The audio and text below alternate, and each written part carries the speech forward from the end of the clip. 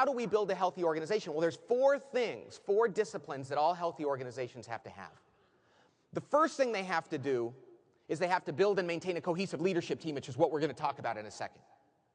You have to build and maintain a cohesive leadership team. Behaviorally, they have to be cohesive. That's what I'm going to talk about today. But in addition to that, and concurrently, you have to create organizational clarity, which means you have to get them intellectually aligned as well. Whether the answer is right or not, I don't know. They just have to have the same answer in their head about why do we exist, what's our strategy, what are our key goals, what are our values, all those things. Jim Collins does a good job talking about that. You've seen a lot of this. But they have to be intellectually aligned as well as behaviorally aligned. Once they do these first two things, then, and only then, they have to move on to the next one, which is they have to over-communicate that clarity. They have to communicate it over and over and over again, and over and over again, and over again, and over again.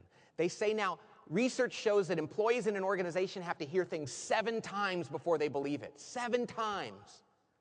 And I think that's because of the old Dilbert effect, you know, where, God bless you, where everybody says, you know, employees are our greatest asset. Quality is job one. Customers are always right. You know, want. It's like an old Charlie Brown episode where the adults are talking, you know. It's like, whatever. The last company I worked at said that. The next one will too.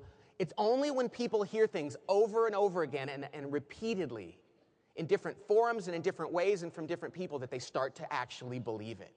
And yet most leaders I know don't like to over-communicate.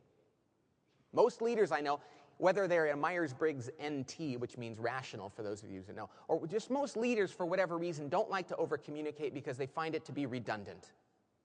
And so many CEOs I work with fear redundancy. They find it to be a waste of time, and they don't want to insult their audience by repeating themselves. They're like that old story of the husband whose wife says to him, and it could be the other way around, but it seems to work better. The wife says to her husband, "Why don't you ever tell me you love me?" And he says, "Well, I told you when we got married, I'll let you know if it changes." Right? And that is so true of many CEOs. You know, they're like, "So why don't you repeat this?" Well, I gave that speech at the beginning of the year at the kickoff meeting, and I put the white paper. I haven't changed anything. Great leaders have to over-communicate. They cannot fear being redundant in their communication of critical messages. As I like to say, if you're a great leader, then your people should be able to do a good impression of you when you're not around. As parents, we know this. I know if my twin boys say, "If Dad tells me not to do drugs one more time," I'm like, "Hey, fine, I'm going to say it till you get blue in the face." We as leaders have to do a better job of over-communicating. And then finally, we have to build some human systems, which sounds very wonky and boring.